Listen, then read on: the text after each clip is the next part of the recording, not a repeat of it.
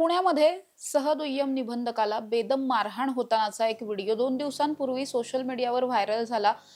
हा सगळा प्रकार करणारे, मारहाण करणारे कोण होते? तर हे वकील होते अशी माहिती समोर येते आणि का मारहाण झाली होती? तर दस्त नोंदणीसाठी नकार दिला म्हणून.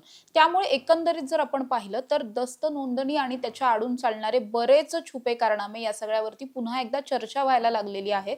माझ्यासोबत ज्येष्ठ सामाजिक कार्यकर्ते विजय कुंभार सर आहेत. सर काय सांगाल? तुम्हीही या सगळ्या विषयामध्ये बरचसं काम केलेलं आहे. ही जी काही मारहाण झाली किंवा कागदपत्र अपूर्ण होती म्हणून मारहाण झाली वगैरे असं म्हटलं जातं या प्रकरणामध्ये. अशा घटना सातत्यानं घडताना आपल्याला पाहायला मिळतात. नेमका हा सगळा कारभार किती मोठा आहे असं वाटतं? हा कारभार इतका मोठा आहे की शासनाला एक मोठा महसूल मिळवून देणारी यंत्रणा, ज्याची पद्धत म्हणजे जी काही कार्यपद्धती आहे, ती गेल्या काही दिवसांपूर्वी म्हणजे श्रीकर परदेशी असताना चांगली करण्यात आली होती. सगळं ऑनलाईन केलं होतं, सगळं व्यवस्थित होईल, कायदेशीर होईल अशी योजना आखून दिली होती. परंतु पद्धती किती चांगली असली, तरी त्याची वापर करणारे मात्र तिथं तेवढे चांगले आले नाहीत आणि या संपूर्ण प्रकाराला सुरुवात झाली. अगदी दस्त नाकारणं, खरं तर ऑनलाईन पद्धत आहे, सगळ्यांनी नंबर लावलेला असतो. ऑनलाईन पद्धतीने नाकारण्याचा काही संभवच नसतो. तरी वेगवेगळी कारणं सांगून उशीर कसा होईल किंवा जे दस्त नोंदणी करणार आहेत त्यांना त्रास कसा होईल याच्याकडे जास्त लक्ष दिलं जातं. म्हणजे अगदी तिथे इतकी परिस्थिती वाईट आहे की तुमची जी त्याच्यावर जे झेरॉक्स असते ओळखपत्राची किंवा पॅन कार्डची, ती चांगली लावायची असेल तरीसुद्धा वेगळा व्यवसाय असतो. आणि ती जर काळपट करून कुणाला लक्षात येऊ नये असे द्यायची असेल, ती जोडायची असेल तर त्याचंही वेगळं एक यंत्रणा आहे. त्याच्यामुळे बऱ्याचदा हे दस्त जरी काढले तरी कुणी केलेत, काय केले, त्यांचे पॅन नंबर वगैरे काही समजत नाहीत. आणि हे प्रकार इतके विकोपाला गेलेत की लोक अगदी त्रस्त आहेत. वकिलांनी मारहाण केली हे थोडं विचित्र वाटतंय, परंतु बहुतेक वकिलांचं आणि त्यांचं साठं-लोटं असतं. परंतु साठं-लोटं असूनही त्यांनी कदाचित ते दस्त नोंदणी करायला उशीर केला असेल किंवा नोंदणी करायला नकार दिला असेल, त्यामुळे हे घडलं असावं. सर गेल्या काही दिवसांपूर्वी जर आपण पाहिलं तर पुण्यामध्ये मुंडव्याचं एक प्रकरण घडलं होतं. त्यावेळेस आपल्याला असं निष्पन्न झालं होतं, की जागा होती मुंडव्यामध्ये. त्याचं दस्तनोंदणी करण्यासाठी हे गेले होते पार बाणेरमध्ये. त्यामुळे हा जो काही एक प्रकार आहे, खरं तर ही सिस्टम चालू केली होती का तर लोकांना थोडंसं सोयीस्कर व्हावं म्हणून. पण या सगळ्याचा गैरफायदाच जास्त घेतला जातोय असं वाटतं का? 100% याचा गैरफायदा म्हणजे आमच्या सोसायटीचं उदाहरण आहे. 2016चं आहे ते.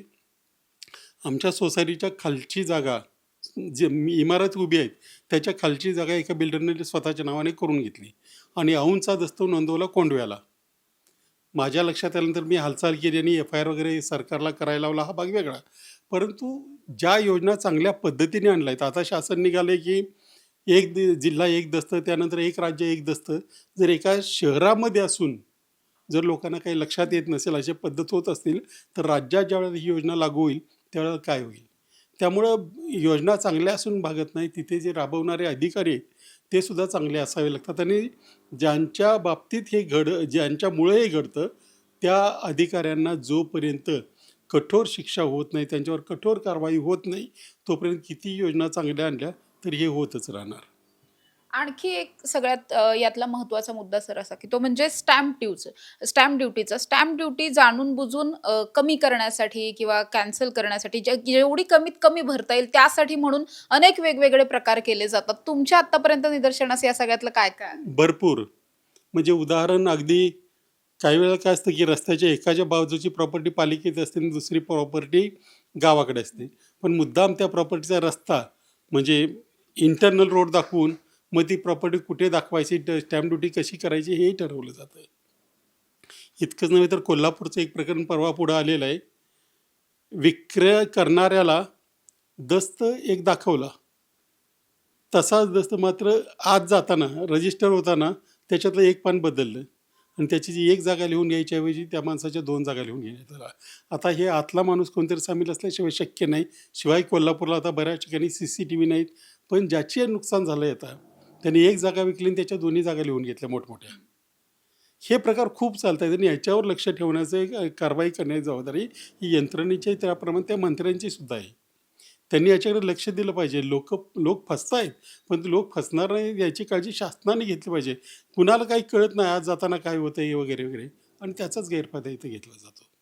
सर अशीही काही प्रकरणं निदर्शनास येतात की ज्यामध्ये समजा एखादा फ्लॅट असेल जो 20 लाखांचा असेल तर तो जाणून बुजून 10चाच दाखवला जातो. मग ते वरच्या 10 लाखांचा फेरफार केला जातो. तिथे स्टॅम्प ड्युटी कुठेतरी चुकवण्याचा किंवा कमी करण्याचा प्रयत्न केला जातो. हा प्रकार नेमका काय आहे आणि या सगळ्यासाठी नेमकं कोणाकोणाची ही चेन आहे की जे या सगळ्यामध्ये हे सगळं मिळून केलं जातं? बघ काय झालं याच्यामध्ये सगळ्यात मोठा जो दोष आहे तो थोडाफार कायद्याचा आहे. कायद्यामध्ये चुकून जे काम होतं त्याला संरक्षण दिलेलं आहे आणि त्याचाच गैरफायदा हे घेतात. आता एखाद्याने समजा जागेचा नकाशा जोडला तर तो नकाशा किमान साईन्ड आहे, ओरिजिनल आहे हे बघण्याची जबाबदारी त्यांची असते. पण ते काय म्हणतात निबंधक की आमची जबाबदारी नाही, कागद जोडलाय ना आमचा विषय संपला. सगळीकडे हेच चालू आहे. त्याच्यामुळं सगळ्या गोष्टी या तुकड्या तुकड्यात बघायची सवय ह्या अधिकाऱ्यांना लागल्यामुळे संपूर्ण चित्र काय हे कधीच पुढे येत नाही आणि त्याच्यामधून हे सगळं घडतं. समजा आता अं, एखादा लेआउट आहे, प्लॉट्स आहेत त्याच्यामध्ये, तिथे फक्त ते लेआउटची कॉपी बघितली जाते. तो प्रत्यक्ष झालाय की नाही लेआउट तयार, तो कायदेशीर आहे की नाही हे कुणी बघायला यंत्रणा नाही आणि यंत्रणा नाही तिथपर्यंत सुद्धा एक वेळ ठीक आहे, परंतु उघडकीस आणल्यानंतरही त्याच्यावर कारवाई करण्याचं प्रमाण शून्य आहे. त्याच्यामुळं जे बनवेगिरी करणार आहेत ते काही वाटेल ते अगदी मध्यंतरी महाराष्ट्राबद्दल माझं भांडण झालं होतं. त्यावेळेला म्हटलं होतं तुमचं सगळं बरोबर आहे, परंतु तुम्ही जर बसची तिकीट लावून सुद्धा जर प्रोजेक्ट मंजूर करणार असाल तर तुमचं सर्टिफिकेट किंवा तुमची नोंदणी आहे याचा उपयोग काय, तेच या बाबतीत घडतं आहे. हे घडू द्यायचं नसेल तर आता मुंडवा प्रकरण आपण उदाहरणासाठी घेऊ.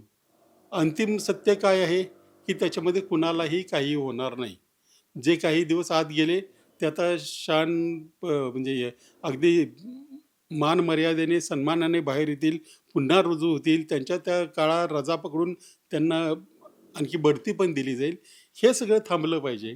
त्याच्यात कुणालाही शिक्षा नाही. जमीन शासनाची होती, बुडवली, स्टॅम्प ड्युटी बुडवली, सगळं झालं.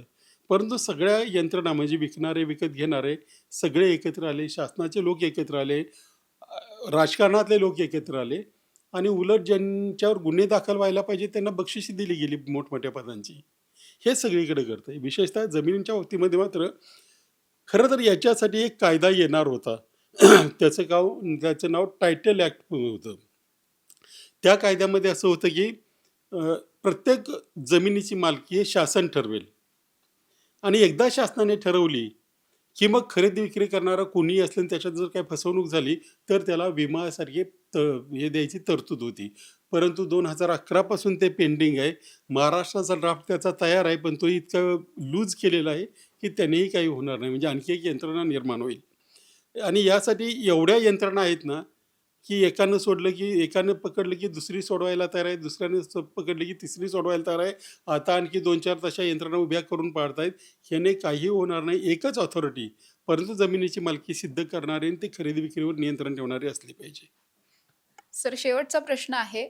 आत्ता आपण नाही केवळ संपूर्ण देश अकाउंटेबिलिटी या सगळ्यावरती खूप बोलताना पाहायला मिळतोय. या अशा प्रकरणांमध्ये म्हणजे दुय्यम निबंधकांच्या इथं जे काही चालतं किंवा दस्त नोंदणी कार्यालयामध्ये जो काही भोंगळ कारभार चालतो याची अकाउंटेबिलिटी कुणी घेतली पाहिजे आणि कुणी या सगळ्यामध्ये सगळ्यात मोठी पावलं उचलली पाहिजेत असं? प्रत्येक डिपार्टमेंटची जबाबदारी हे त्या डिपार्टमेंटचा सर्वोच्च अधिकारी आणि मंत्री यांनी घेतली पाहिजे. मी या डिपार्टमेंटबद्दल बोलत नाही, परंतु आपल्याकडे सगळ्या कायद्यामध्ये ज्यावेळेला वरिष्ठ अधिकाऱ्यांवर कुठल्या कारवाईची वेळ येते त्यावेळेला अत्यंत उत्तरदायित्व संदिग्ध ठेवलेलं आहे. म्हणजे कारवाई करायची की नाही किंवा कारवाई केली तर काय करावी याच्या बाबतीत कुणीच काही बोलत नाही. त्यामुळे जोपर्यंत वरच्या अधिकाऱ्यांवर काही उत्तरदायित्व येत नाही तोपर्यंत खालच्यावर कितीही उत्तरदायित्व ठेवलं तरी त्याचा उपयोग होणार नाही. त्यामुळे बदलायला पाहिजे, ते IGRनी बदलायला पाहिजे आणि महसूल मंत्र्यांनीही बदलायला पाहिजे. नक्कीच. माझ्याबरोबर विजय कुंभार सर होते. पुण्यामध्ये जो काही प्रकार घडला त्या अनुषंगाने आपण बोलत होतो आणि एकंदरीत आपण पाहिलं की हा एक प्रकार जरी समोर आलेला असला तरी असे अनेक प्रकार आहेत.